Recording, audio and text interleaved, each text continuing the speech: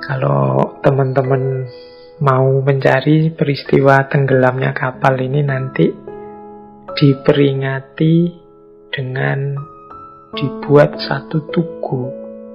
Tugu ini adanya di Pelabuhan Brondong, daerah Lamongan.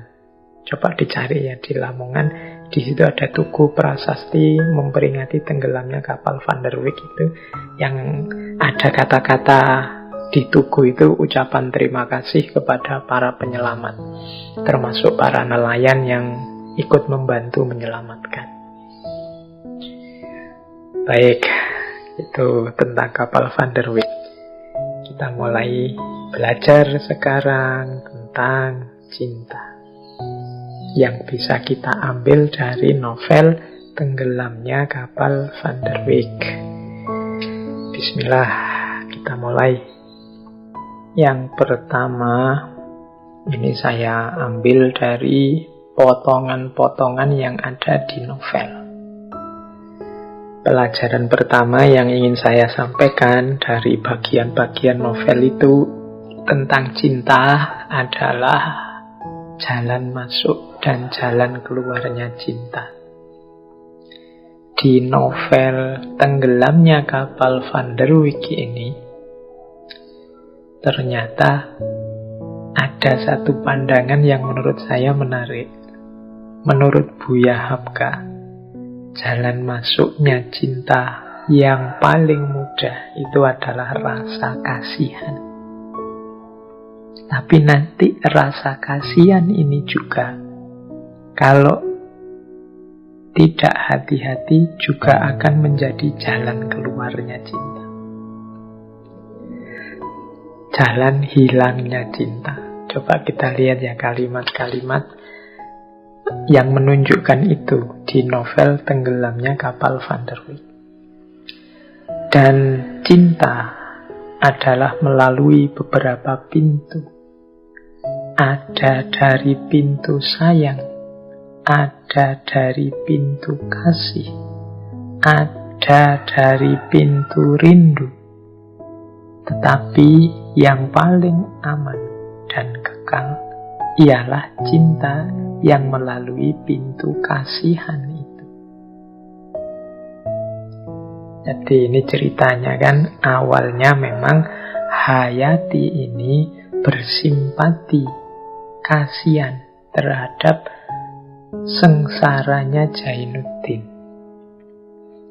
Jadi dia melihat betapa anak muda ini kalem, pendiam, tapi sering disia-siakan, sering diterlantarkan orang hanya karena dianggap orang asing. Nah, ini Hayati ini kasihan. Meskipun Jainuddin tidak tahu kalau dikasihani oleh Hayati. Kalau Jainuddin ya memang senang saja lihat Hayati yang ayu, yang cantik, yang lembut. Tapi awalnya sebenarnya Hayati itu perasaannya adalah perasaan kasihan. Kasihan itu kan, ya kata dasarnya sama sih, kasih, tapi ada akhiran an.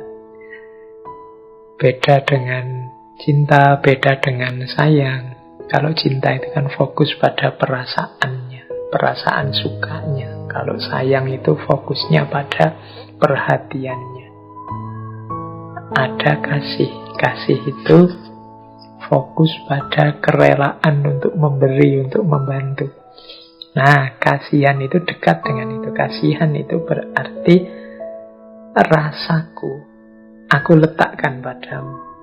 Dalam arti, kalau bahasa istilah psikologi ini lebih ke empati. Jadi empati, aku turut merasa kesedihanmu, aku turut merasakan kesulitanmu, aku turut merasakan kesengsaraanmu. Orang yang empatik ini mudah nantinya jatuh cinta, jatuh sayang pada yang dia empati.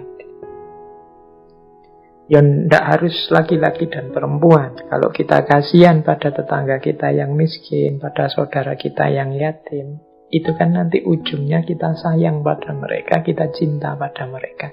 Sehingga kita lenyapkan ego, kita membantu mereka. Jadi menurut Buya Hamka, Yo, kasihan itu cinta yang paling baik. Untuk jalan yang paling baik untuk memperoleh cinta. Karena tahap selanjutnya dari kasihan itu adalah cinta. Yo, silakan teman-teman setuju apa enggak dengan pandangan ini. Semoga enggak dipakai untuk modus ya teman-teman. Mungkin dipakai untuk modus biar dia jatuh cinta padaku. Tak tampilkan sisiku yang menyedihkan, menyengsarakan biar dia kasihan. Nah, ini menurut saya, mengapa saya angkat, karena menurut saya ini menarik. Mungkin bisa bahan diskusi teman-teman. Tapi sebaliknya juga, kasihan bisa jadi jalan keluar dari cinta. Jalan keluar itu bukan solusi, tapi jalan cinta turun derajatnya, jadi orang tidak lagi cinta, hanya kasihan saja. Tuh, kalau ini komentarnya Hamka kepada peristiwa ketika Hayati menerima lamarannya Ajis. Jadi Hayati ini ada momen ketika dia merasa ragu-ragu, merasa Zainuddin ini memang apa ya pantas jadi suamiku. Kok ndak update ya, anak ini ndak gaul. Yang lain anak muda-muda seperti itu, dia kok masih saja seperti ini. Ada momen begitu Hayati ini. Nah ini makanya ada kalimat dari Hamka, dari lurah belas kasihan mendaki ke puncak bukit cinta. Sekarang telah menurun kembali kepada lurah kasihan. Dan cinta bila mana telah menurun kepada belas kasihan, tandanya lama-kelamaan dia akan berangsur turun. Kalau yang tadi dari kasihan ke cinta, kalau ini sebaliknya, dari cinta jadi kasihan. Ketika awalnya cinta, sekarang kasihan, kata Hamka, ya biasanya lama-lama cintanya surut. Karena kasihan ini sesuatu yang sifatnya sementara, tidak selamanya. Kalau situasi orang yang dikasihani berubah, ya bisa jadi kasihannya hilang. Beda dengan cinta. Kalau cinta itu apapun kondisi yang dicintai, cinta tidak akan berubah. Tapi kalau dari cinta hanya tinggal kasihannya saja, ya biasanya lama-lama cinta itu akan susut dan hilang. Jadi jalan masuk dan keluarnya ternyata sama, yaitu rasa kasihan. Ini pendapatnya Buya Hamka. Yo silahkan teman-teman mendiskusikan ini. Apa benar rasa kasihan itu bisa memancing orang, membawa orang ke dunia cinta, sekaligus membuat orang terpental dari dunia cinta. Hayati tadi, ketika dia tahu asiknya kehidupan anak muda kota sebagaimana diperagakan oleh Ajis dan kawan-kawannya, dia kasihan melihat Zainuddin. Dia ragu-ragu, sebenarnya dia ingin ninggal Zainuddin. Apa ya pantes Zainuddin sama aku? Wong Zainuddin anak out of date, bahasanya hari ini kan itu. Tapi dia kasihan pada Zainuddin. Mosok ya Zainuddin tak tinggal. Padahal kita sudah sekian lama saling berbagi rasa, saling berjanji untuk setia. Mosok tak tinggal, kasihan. Nah ini teman-teman ya yang mungkin mengalami momen ini harus hati-hati. Berarti cinta sudah turun hanya ke level kasihan saja. Ya sudah, kita sudah pacaran lama Pak, sudah bertahun-tahun. Kalau mau saya tinggal dia, kasihan. Kalau sudah sampai cinta tinggal kasihan, itu katanya Hamka, biasanya ya akan semakin susut, semakin susut. Biasanya nanti ada masalah kecil saja dibesar-besarkan, seolah-olah itu problem yang besar yang tidak bisa dimaafkan, padahal itu problem kecil saja. Itu berarti mungkin selama ini sedang ngempet, hanya kasihan saja, mau ninggal kok tidak tega, khawatir dianggap dia tidak setia.